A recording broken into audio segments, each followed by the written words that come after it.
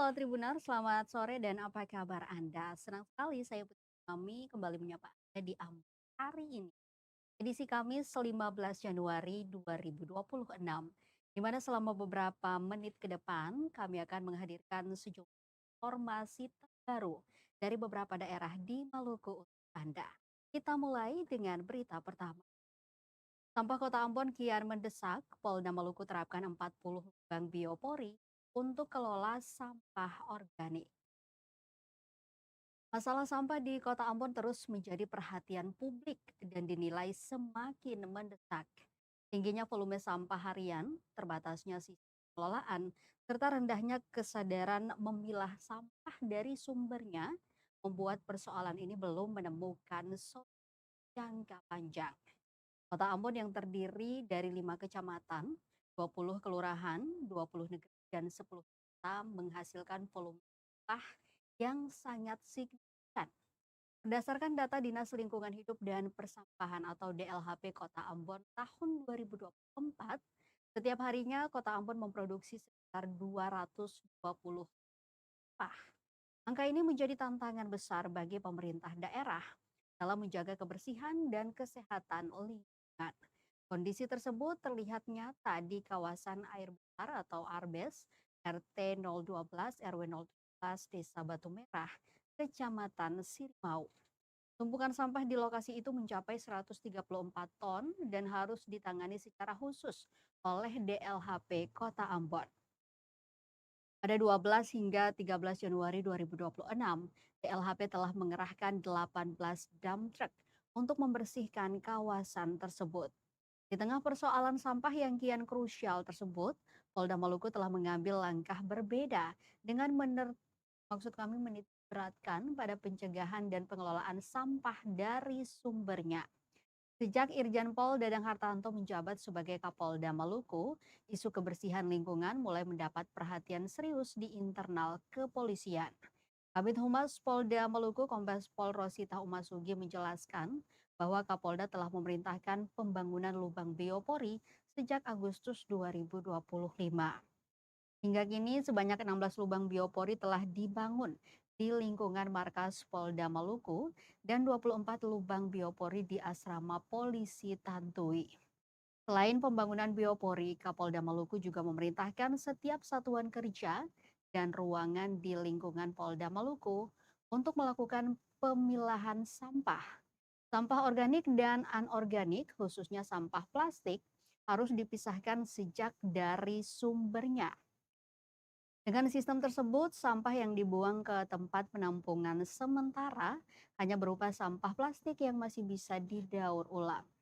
Sementara itu, sampah organik langsung dimasukkan ke dalam lubang biopori yang telah disiapkan.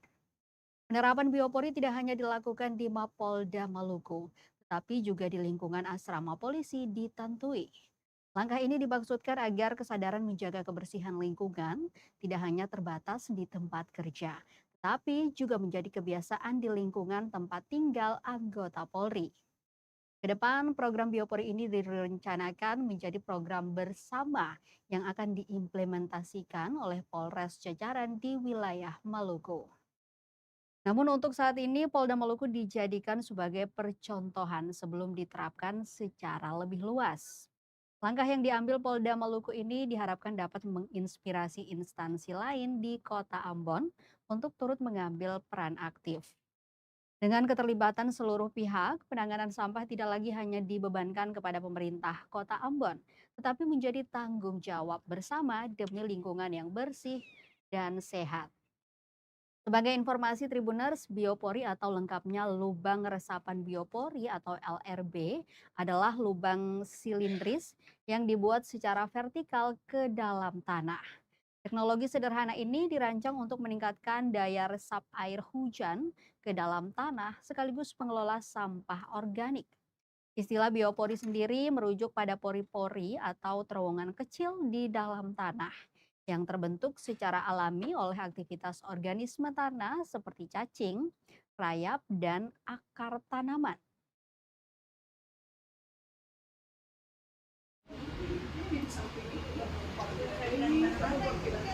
Di sana delapan, iya udah ada delapan sana.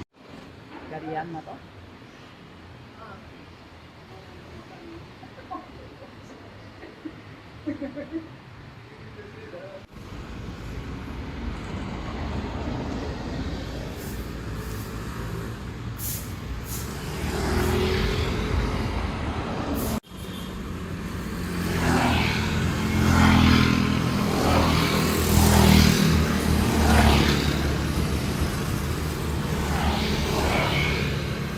Polda ini kemudian beliau perintahkan untuk membuat biopori.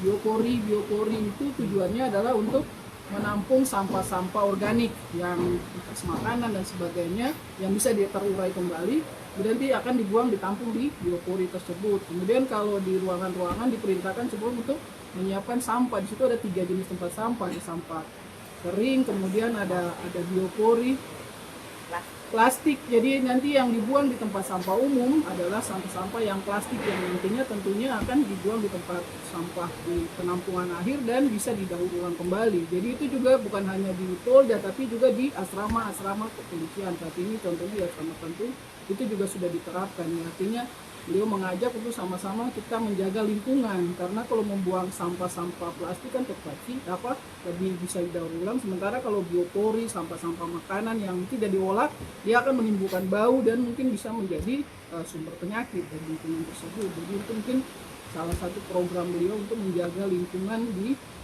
Polda maupun di asrama-asrama tetap bersih dan untuk kesehatan bersama. Terus itu saja.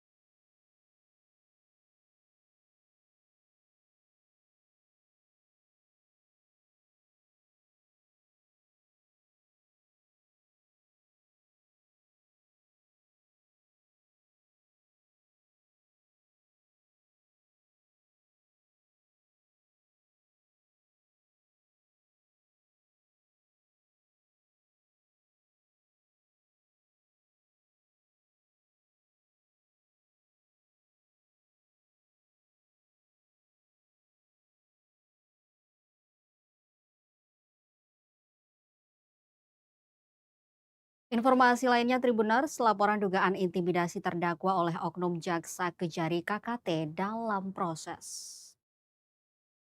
Laporan pengaduan dugaan ancaman dan intimidasi yang diduga dilakukan oknum jaksa penuntut umum atau JPU di Kabupaten Kepulauan Tanimbar dalam sidang perkara penyalahgunaan BBM bersubsidi jenis biosolar masih ditindaklanjuti Kejaksaan Tinggi Maluku hingga Rabu 14 Januari 2026. Terdakwa dalam kasus ini ialah La Kamaludin alias Latoi. Laporan dilayangkan tim penasihat hukum terdakwa sejak 11 November 2025. Pengaduan ini resmi dilaporkan ke Asisten Pengawasan pada Kejaksaan Tinggi Maluku. Laporan pengaduan tercatat berdasar surat nomor 001 garing AKW garing MKSR garing 11 angka Romawi garing 2025. Jaksa yang dilaporkan yakni jaksa berinisial N dan seorang staf berinisial R, Kasipenkum dan Humas Kejati Maluku, Ardi kepada tribunambon.com mengaku bahwa saat ini tim pengawas sementara melakukan proses tahap klarifikasi. Lebih lanjut, sejumlah pihak telah dimintai proses klarifikasi. Ardi berharap pihak pelapor dapat bersabar menunggu hasil proses tersebut. Diketahui laporan pengaduan ini resmi dilayangkan tim penasihat hukum terdakwa yang tergabung dalam kantor AKW dan partner yakni Abdul Qadir Wokanubun, Wiwin Suwandi, Firmansyah, Hamka, dan Anggareksa. Kejadian ini disampaikan dalam sidang pada Kamis 6 November 2025, terdakwa secara terbuka mengaku telah diintimidasi oleh oknum jaksa penuntut umum saat berada di lembaga pemasyarakatan atau lapas Saumlaki. Pengakuan ini muncul ketika hakim ketua memberikan kesempatan kepada pihak jaksa dan terdakwa untuk menyampaikan tanggapan di akhir sidang. Lakamaludin mengungkapkan 2 orang jaksa berinisial N dan R mendatangi di lapas dan meminta agar dirinya mengganti penasihat hukumnya dengan janji tuntutan akan dibuat ringan. Jika permintaan itu tidak dituruti, jaksa disebut mengancam akan menjatuhkan tuntutan berat. Tindakan ini, penasihat hukum menilai bahwa bertentangan dengan peraturan jaksa nomor 4 tahun 2024 tentang kode etik perilaku dan tata cara pemeriksaan. Menyangkut dengan hal ini, dimintai agar Kejaksaan Tinggi Maluku dapat menindak tegas dan menangani laporan secara serius dan profesional, mengingat kasus tersebut berkaitan erat dengan penegakan hukum.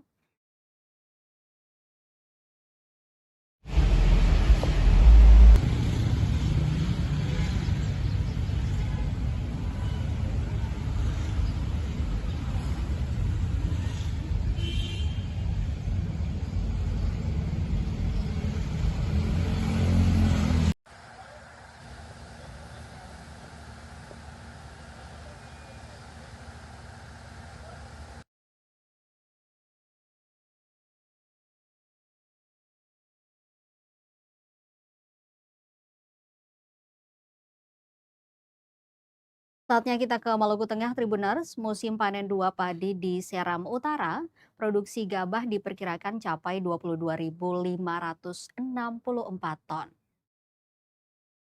Kepala Dinas Tanaman Pangan dan Hortikultura Kabupaten Maluku Tengah, Arsat Slamet, mengungkapkan bahwa dari luasan panen saat ini, yakni 4.565 hektar, diperkirakan produksi gabah kering panen atau GKP mencapai 22.546 ton.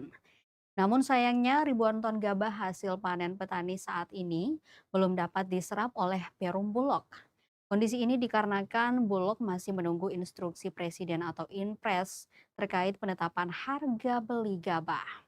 Arsat menjelaskan pihaknya tidak dapat mengambil langkah lebih jauh karena kewenangan penyerapan gabah berada di Perum Bulog. Sementara distribusi beras dan penetapan harga menjadi tanggung jawab Dinas Ketahanan Pangan Maluku Tengah. Ia mengakui telah menerima informasi terkait gabah petani yang belum terserap. Persoalan tersebut juga telah dilaporkan kepada Bupati Maluku Tengah Zulkarnain Awad Amir. Meski gabah terancam belum terserap, Arsat menegaskan masa panen tidak dapat ditunda karena akan berdampak pada penurunan kualitas padi. Arsat pun menegaskan bahwa Perum Bulog wajib menyerap seluruh gabah petani sesuai arahan Presiden. Ia juga berharap pemerintah daerah melalui Dinas Ketahanan Pangan dapat membeli beras hasil serapan tersebut demi meningkatkan kesejahteraan petani.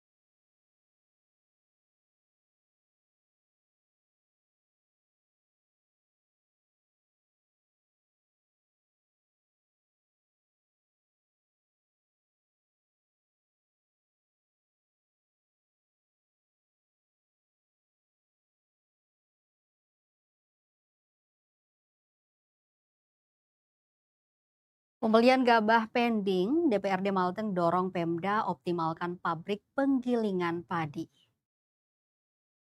Gabah petani di Seram Utara, Kabupaten Maluku Tengah, Maluku, terancam tak terserap pada musim panen Januari 2026. Belakangan diketahui Badan Pangan Nasional atau Bapanas belum menetapkan harga pembelian gabah secara nasional. Alhasil, Bulog diketahui belum membuka keran pembelian gabah. Demikian disampaikan anggota DPRD Maluku Tengah dari fraksi Golkar, Hasan Al-Katiri, Rabu 14 Januari 2026. Politisi itu telah berkoordinasi dengan sejumlah pihak, salah satunya Perum Bulog Maluku, Maluku Utara, di mana diketahui saat ini Bulog masih menunggu ketetapan harga gabah dari Badan Pangan Nasional. Atas hal itu, ia pun meminta pemerintah daerah atau Pemda Maluku Tengah mengoptimalkan operasional Rice Milling Plant atau RMP alias pabrik penggilingan padi. Ia merincikan di Kabupaten Maluku Tengah khususnya wilayah hamparan sawah di Seram Utara ada beberapa RMP semisal di Desa Samal, Desa Waitonipa dan beberapa desa di Kecamatan Seram Utara Timur Seti. Hasan menilai RMP tersebut mesti dioptimalkan guna menyerap gabah petani. Anggota legislatif itu menjelaskan padi yang diserap dapat langsung diproses guna meningkatkan PAD. Hasan juga merespon soal pembelian gabah petani. Ia menyatakan di satu sisi Bulog bisa menyerap gabah, namun hasil maksud kami masih menunggu standar harga oleh pemerintah pusat. Sebelumnya, Hasan merampung data dari petani 4 desa di Kecamatan Seram Utara Timur Kobi terkait hamparan luasan sawah dan potensi panen petani pada musim panen kali ini. Disampaikan anggota Komisi 2 DPRD Maluku Tengah itu diperkirakan 1.500 ton gabah jika dimapping dari Desa Waimusi, Desa Waiasi, Desa Morokai, dan Desa Samal. Hasan menyebut berdasarkan informasi dari petani bahwa per 1 hektar sawah bisa menghasilkan 5 ton hingga 8 ton gabah. Menurut data Badan Pusat Statistik atau BPS Provinsi Maluku, pada tahun 2024 Kabupaten Maluku Tengah memproduksi 35.730 ton padi. Luas panen tanaman padi di tahun tersebut mencapai 8.757 hektar. Sementara produktivitas tanaman padi yakni 40,80 kuintal per hektar.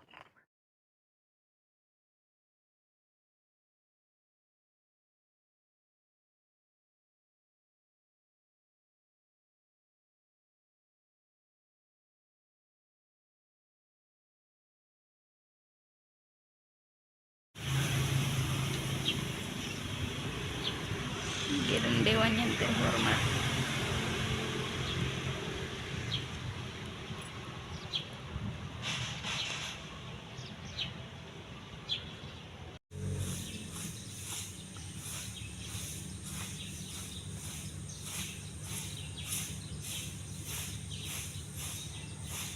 Kami di DPRD Kabupaten Maluku Tengah sudah dengar seminggu yang lalu sebelum masyarakat melakukan panen.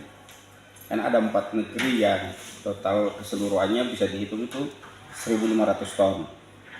Tapi harapan saya pemerintah daerah juga harus berupaya untuk bagaimana bisa menyerap ini dengan ada RMP-RMP yang dibangun oleh pemerintah daerah. Itu kan ada sekitar 4 atau 5 RMP itu. Desa Samal punya RMP, terus Waitonipa punya RMP, terus ada beberapa RMP di Seti. Ini sebenarnya yang harus dioptimalkan untuk membeli gabah, penyerapan gabah yang ada. Gitu. Ini kan bisa digiling dan pemerintah bisa beli berasnya untuk diedarkan. Jadi sebenarnya bukan tidak terserap oleh Bulog. Bulog siap membeli. Cuma mekanisme belinya Bulog ini kan menunggu dari pemerintah pusat standarisasi harganya. Jadi Bulog juga tidak bisa beli dengan harga yang kemarin karena surat keputusan itu kan berlaku di 2025, bukan di 2026. Kalau ada satu petani bilang 8 ton, kalau 8 ton berarti kan ada 1.500 ton yang tersedia dari luasan hamparan itu. Makanya Bulog harus punya data real dan Bulog juga harus melaporkan ke pemerintah pusat karena ini instruksi Presiden Ketahanan Pangan, bukan instruksi siapa-siapa. Dan Presiden bertanggung jawab atas itu, kan gitu.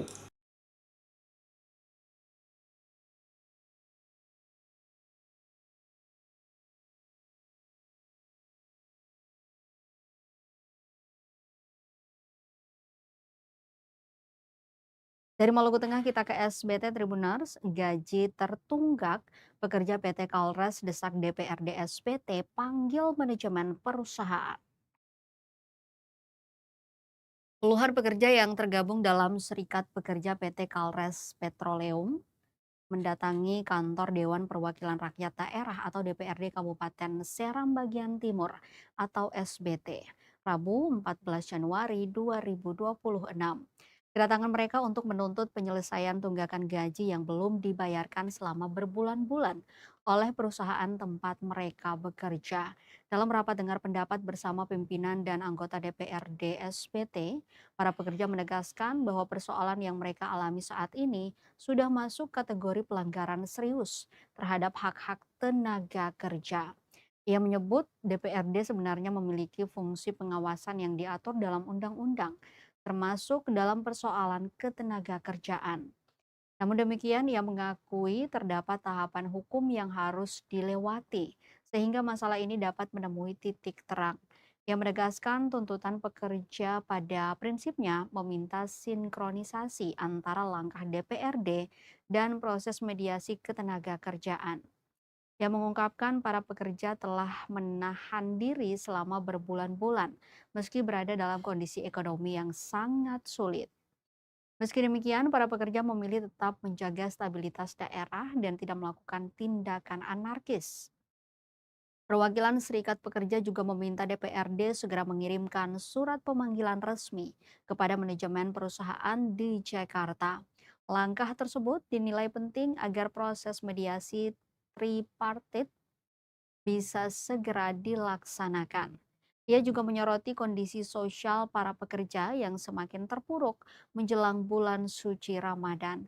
Pihak berharap, pihak pekerja berharap DPRD bersama pemerintah daerah dapat mengambil langkah konkret agar persoalan ini segera diselesaikan.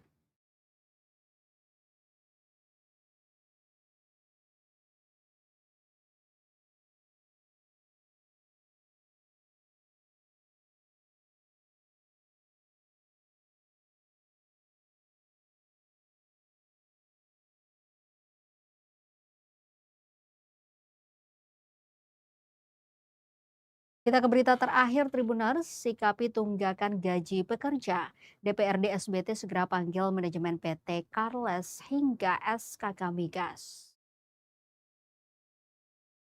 DPRD Kabupaten Seram Bagian Timur atau SBT akan memanggil manajemen PT Karles bersama sejumlah pihak terkait lainnya Kamis 15 Januari 2026. Pemanggilan ini dilakukan untuk mencari solusi menyeluruh atas persoalan tunggakan gaji karyawan yang hingga kini belum terselesaikan. Ketua DPRD SBT Risman Siboalamo mengatakan pihaknya membutuhkan waktu untuk mengundang seluruh pemangku kepentingan agar permasalahan ini bisa dibahas secara komprehensif. Selain manajemen pusat PT Karles, DPRD SBT juga akan memanggil sejumlah pihak lain yang dinilai memiliki keterkaitan langsung dengan operasional perusahaan di daerah. Langkah ini diambil agar DPRD dapat memfasilitasi dialog yang berujung pada solusi konkret, sehingga aktivitas perusahaan dapat kembali berjalan normal seperti sebelumnya. Ia menegaskan pihaknya sejauh ini telah menempuh hampir seluruh jalur koordinasi, baik di tingkat daerah maupun pusat, namun belum membuahkan hasil signifikan. Di sisi lain, Risman mengungkapkan bahwa kondisi tunggakan gaji para pekerja kini telah memasuki tahap yang sangat memprihatinkan. Ia menilai jika kondisi ini terus dibiarkan tanpa penyelesaian yang jelas, maka berpotensi menimbulkan dampak sosial yang lebih luas.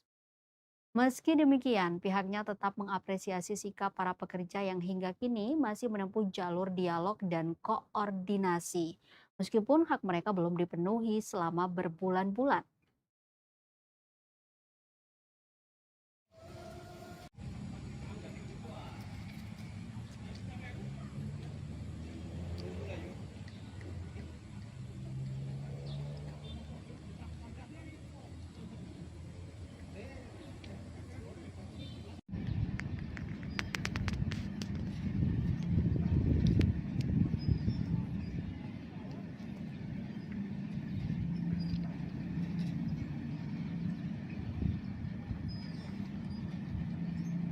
Iya, Zara sampai dah. Zara. Ini ya video video. Baik kita belum.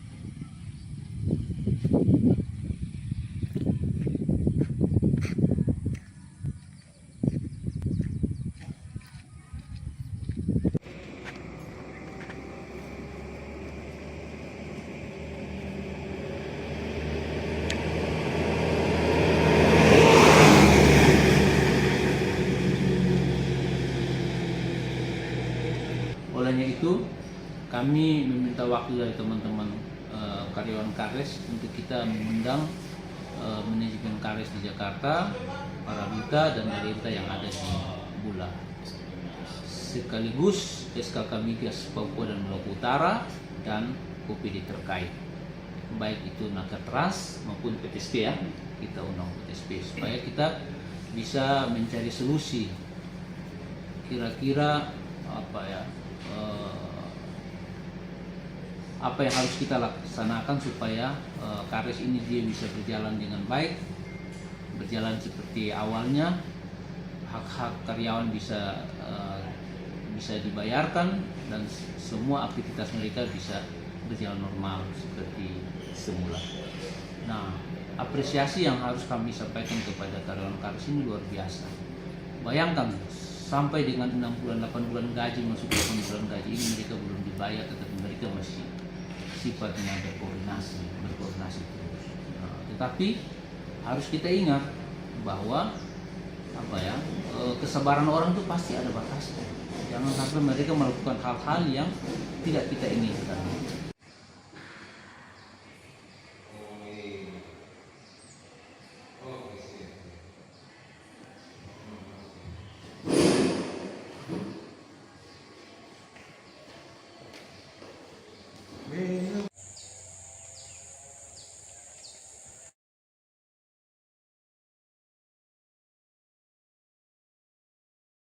Tribuners, informasi tadi sekaligus mengakhiri perjumpaan kita di Ambon hari ini. Saya Putri Utami mewakili seluruh kru yang bertugas mengucapkan terima kasih atas kebersamaan Anda. Selamat sore, sampai jumpa dan amato. Download Tribun X sekarang, menghadirkan lokal menjadi Indonesia.